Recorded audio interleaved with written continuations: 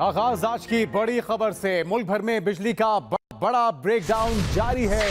11 घंटे के बाद भी बिजली मुकम्मल बहाल ना हो सकी।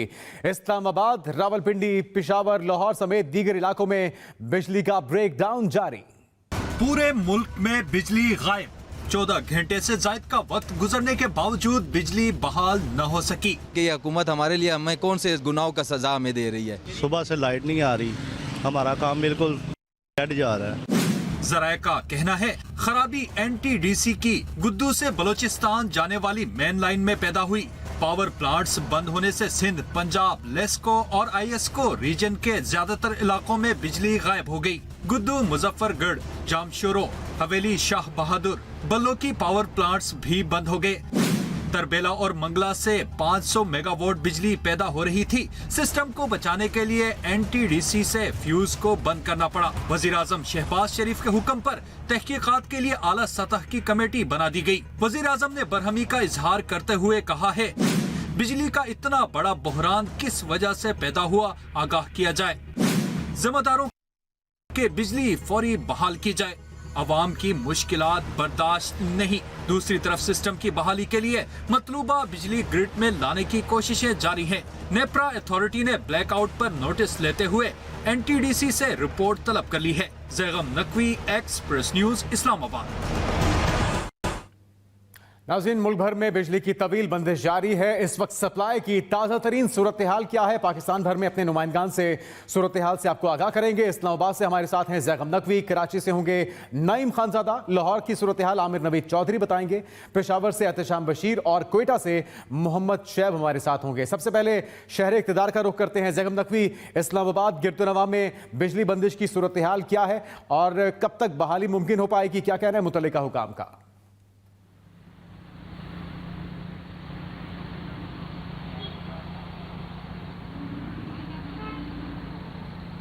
और अभी भी जो रावलपिंडी, इस्लामाबाद में तो बिजली की जो बहाली है वो, और खासकर हम सेक्टर्स की, तो सेक्टर में जो ट्रिपिंग हुई और उसके बाद जो एक बहाली का सिलसिला शुरू हुआ, तो इस वक्त जो तकरीबन 50% जो ग्रिड स्टेशन है उनसे बिजली की बहाली इस वक्त शुरू हो चुकी है। लेकिन पूरा दिन जो है वो सार्फिन है, उनको काफी मुश्किलात का सामना करना पड़ेगा और दफातर में भी लोगों को मुश्किलात का सामना करना पड़ा। घरों में पानी की मोटर थी वो नहीं चल सकी और पानी का मसला था।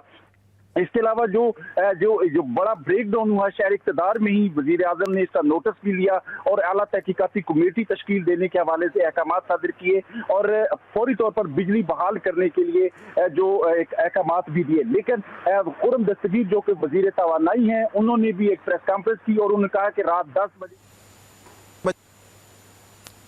जो वजारत तवानाई के जराए हैं उन्होंने ये कंफर्म किया है कि मुल्क के तकरीबन 70% जो इलाका जाते हैं उसमें अभी तक भी बिजली मौजूद नहीं है। और इब्तदाई जो रिपोर्ट जो है वजारत तवानाई को मौसूल हुई है उसमें ये कहा गया है कि जो गुद्दू की जो पावर लाइन है, जो ट्रांसमिशन लाइन है, उसमें कराची से नईम खानजादा, आपसे हम जानना चाहेंगे कि शहर कायद की सूरत हाल क्या है, किस हद तक बिजली की बहाली का काम जो है वो शुरू हो चुका है, कितना इलाका है जो इस वक्त भी तारीकी में डूबा हुआ है?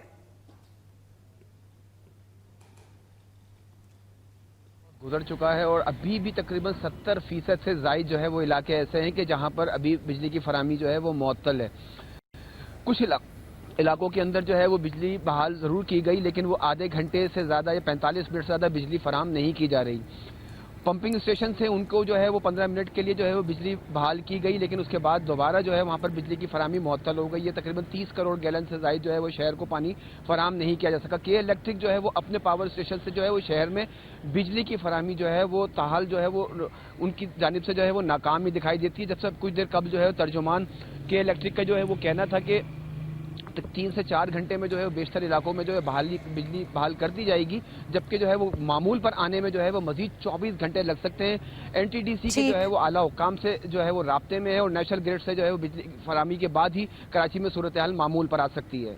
ठीक है, लाहौर की सूरत हाल जानेंगे अपने नुमाइंदे आमिर नवीद से। आमिर, अपडेट कीजिएगा कि लाहौर में इस वक्त सूरत हाल क्या है?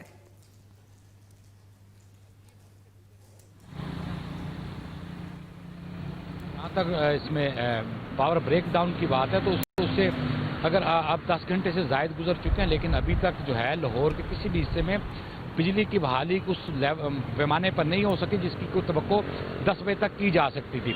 लेस्को हुकाम का ये कहना है कि नेट NTDC से उन्हें ग्रीन सिग्नल मिला है कि 132 के जो हैं अपने ग्रिड स्टैंड बाई करें, उन्हें एनर्जाइज करें। जिस तरह ही 500 kVA के ग्रिड में जो NTDC के नेशनल ग्रिड से बिजली आएगी तो 132 के जो है जायज करके लाहौर के इलाकों में बिजली की फराहमी शुरू होगी। इस वक्त तक लाहौर के 2 ग्रिड स्टेशन जो हैं काला शकाकू नारंग मंडी ग्रिड स्टेशन को इनर्जाइज किया गया है। नारंग मंडी, कामों की, मुरीद के, काला शकाकू के इलाकों में लाहौर में बिजली बहाल हो चुकी है। लाहौर ठीक है आमिर, आपसे मजीद भी तफसीलात लेंगे। पेशावर का रुख कर लेते हैं, हमें ज्वाइन कर लिया है एहतशाम बशीर भी वहाँ पर मौजूद हैं। जी एहतशाम, बाकी शहरों में तो हमने देख लिया वहाँ बिजली नहीं है, ये बताइए कि पेशावर में क्या सूरत हाल देख रहे हैं इस वक्त आप? जी बिल्कुल इमरान, तकरीबन 12 घंटा होने को हैं, अभी तक जो है बिजली बहाल नहीं की जा सकी है। तकरीबन 122 ग्रिड स्टेशन बताए जा रहे हैं, उसमें से तकरीबन 7 ग्रिड स्टेशन की बिजली बहाल कर दी गई है, 105 रहते हैं। और जो जिन इलाकों में बिजली बहाल हुई है वहाँ पर भी तकरीबन आधे घंटे के लिए या 1 घंटे के लिए बिजली जो है वो बहाल की जा रही है, उसके बाद फिर बिजली जो है वो बंद कर दी जाती है। तो पेस्को का ये कहना है कि कोशिश की जा रही है कि जल्द अज जल्द ये सिलसिला जो है बिजली बहाली का सिलसिला बहाल हो सके, लेकिन नहीं लग रहा। और देखने में आया है कि जो कारखाने हैं वो तकरीबन बंद हो चुके हैं। 400 कारखाने हैदराबाद जो है इंडस्ट्रियल स्टेट में, 165 जो है कोहाट स्मॉल इंडस्ट्रियल स्टेट में कारखाने आज बंद रहे। और जिन अस्पतालों में बिजली की सहूलत नहीं है वहाँ पर भी इलाज मुतासर भी हुआ है और वहाँ पर ऑपरेशन भी नहीं हो सके। जबकि खैबर पेशावर के जो बड़े अस्पताल हैं, पेशावर की सूरत हाल भी कुछ अच्छी दिखाई नहीं दे रही है। ये कोयटा का रुख करेंगे। शोएब, आपसे ये जानना चाहेंगे कि कोयटा में भी आवाम को इसी तरह से मुश्किलात का सामना करना पड़ा है, यहाँ पर बिजली की बहाली के लिए क्या कहा जा रहा है?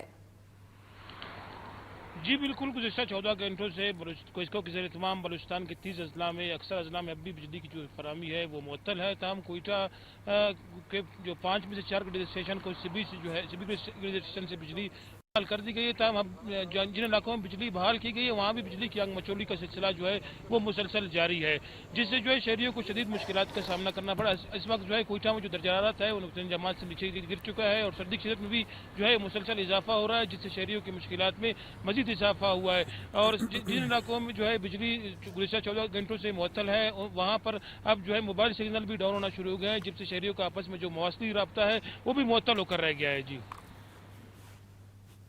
ठीक है, कोयटा से मोहम्मद शोएब आप हमें अपडेट कर रहे थे। कमोबेश तमाम पूरे मुल्क में ही बिजली की सूरत हाल अबतर है। कोशिश की जा रही है कि जल्द अज जल्द बिजली की बहाली को मुकम्मल कर लिया जाए ताकि आवाम को जिन जिन मुश्किलात का सामना करना पड़ रहा है उन मुश्किलात से आवाम को निजात दिलाई जा सके। हमारे नुमाइंदगान हमें मुख्तलिफ शहरों की सूरत हाल से अपडेट कर रहे थे। आप तमाम हजरात का बहुत शुक्रिया।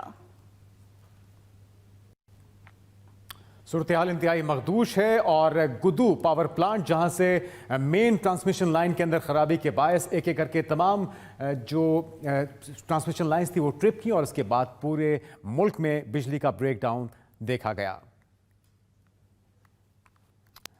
गुद्दू पावर प्लांट मुल्क की पावर ट्रांसमिशन के लिए ब्लैक होल बन गया। ज़राए पावर डिवीजन के मुताबिक गुद्दू पावर प्लांट की हिफाजती सिस्टम की नाकामी से बिजली का मुल्कगीर ब्रेकडाउन हुआ। गुद्दू पावर प्लांट से गुज़िश्ता साल भी मुल्कगीर बड़ा ब्रेकडाउन हुआ था।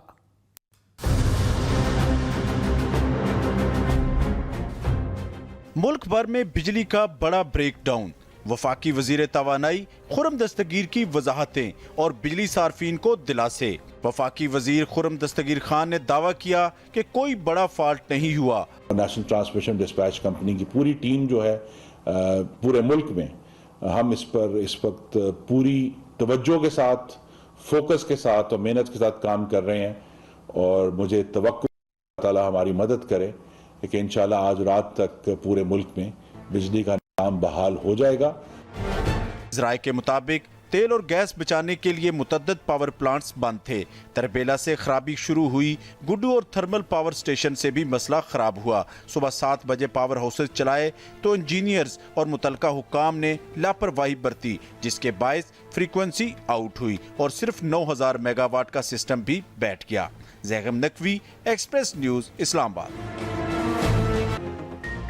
Welcome back. अहम खबर, मोहसिन नकवी की तकरीरी। इमरान खान का कल से एहतजाज का ऐलान। चेयरमैन तहरीक इंसाफ इमरान खान ने मोहसिन नकवी की तकरीरी पर कल से एहतजाज का ऐलान किया है। उन्होंने कहा कि मोहसिन नकवी के खिलाफ और इलेक्शन की तारीख लेने अदालत में जाएंगे। तहरीक इंसाफ निगरान वजीर आला पंजाब से नाखुश। इमरान खान ने मंगल से एहतजाज की कॉल दे दी। मोहसिन नकवी की तकर्री के खिलाफ अदालत जाने का भी ऐलान कर दिया। जमान पार्क लाहौर में वीडियो लिंक न्यूज कॉन्फ्रेंस से खिताब में चेयरमैन पीटीआई इमरान खान ने इल्जाम लगाया कि ये चुन चुनकर पीटीआई के मुखालिफ लोगों को पंजाब में मुकर्रर करेगा। एक आदमी ने सबसे ज्यादा कोशिश की हमारी हुकूमत गिराने की, उसका नाम मोहसिन नकवी था। ये भागा फिर रहा था सारी जगह, कभी नवाज शरीफ को पैगाम लेके जा रहा है जरदारी का, तो कभी जरदारी के साथ मिलके सिंध हाउस के अंदर बैठा हुआ है, लोगों की हराम के पैसे से लोगों को खरीद रहा है। ये सब पेश था। हर जगह मोहसिन नकवी का नाम आता था कि इसने सबसे ज्यादा कोशिश की इस कॉन्स्पिरेसी को कामयाब करने के लिए। सहाफत में सब जानते हैं कि ये हमारा बदतरीन दुश्मन है, सियासत में सब जानते हैं, और हमें सारा पता है कि रिजीम चेंज के अंदर जब हमारी हुकूमत गिरानी थी, इसका कितना बड़ा हाथ था। इमरान खान ने इलेक्शन कमीशन के फैसले के खिलाफ सड़कों पर आने और अदालत से रुजू करने का भी ऐलान कर दिया। हम लाहौर में एहतजाज करेंगे, उसके बाद अगले दिन पिंडी में एहतजाज होगा बुध को, उसके बाद हम फैसलाबाद में एहतजाज करेंगे, हम मुल्तान में एहतजाज करेंगे।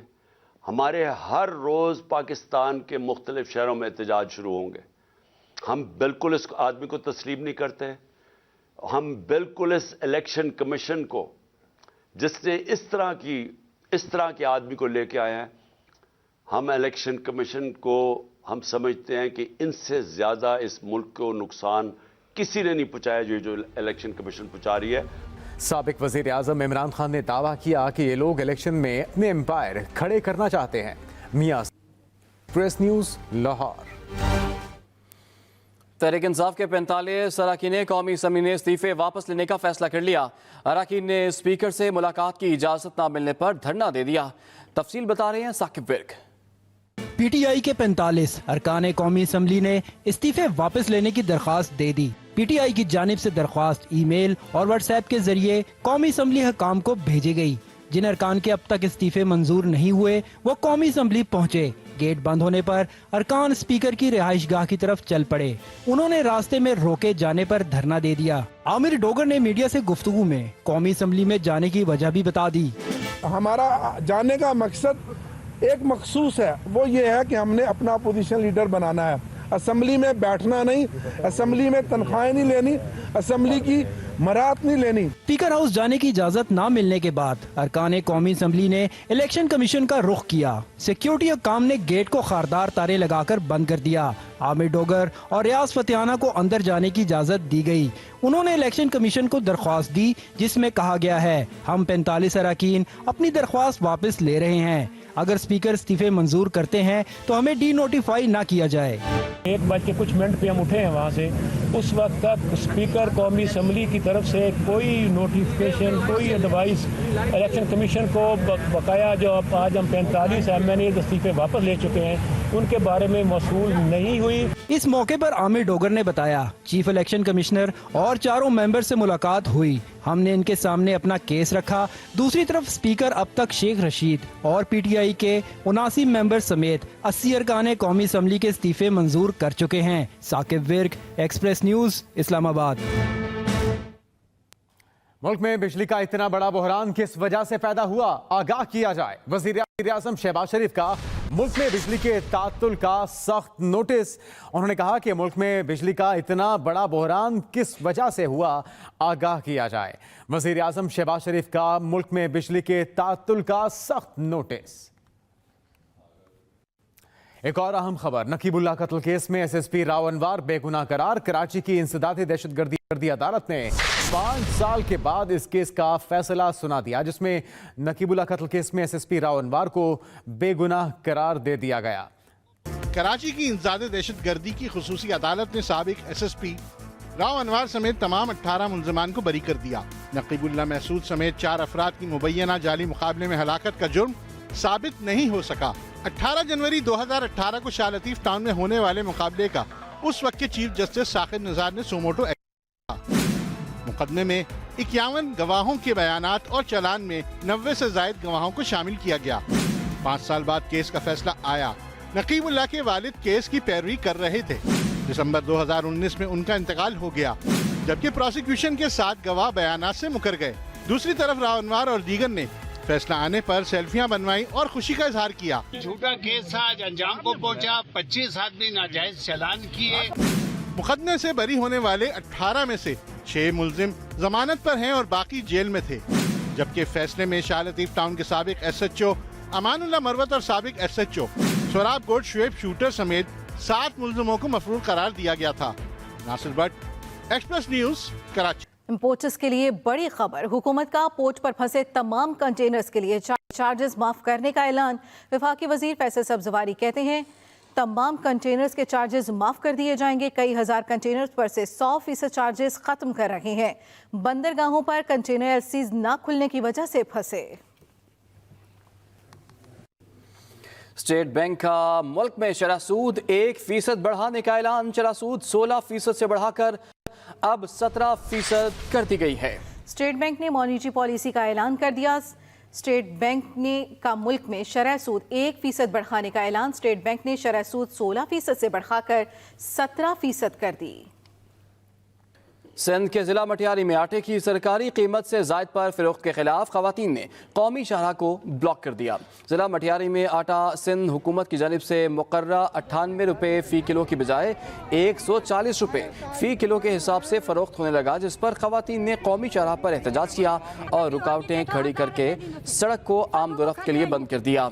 एहतजाज के बायस कौमी शाहराह के दोनों अतराफ गाड़ियों की लंबी कतारें लग गई, जिससे मुसाफिरों को शदीद मुश्किलात का सामना करना पड़ा।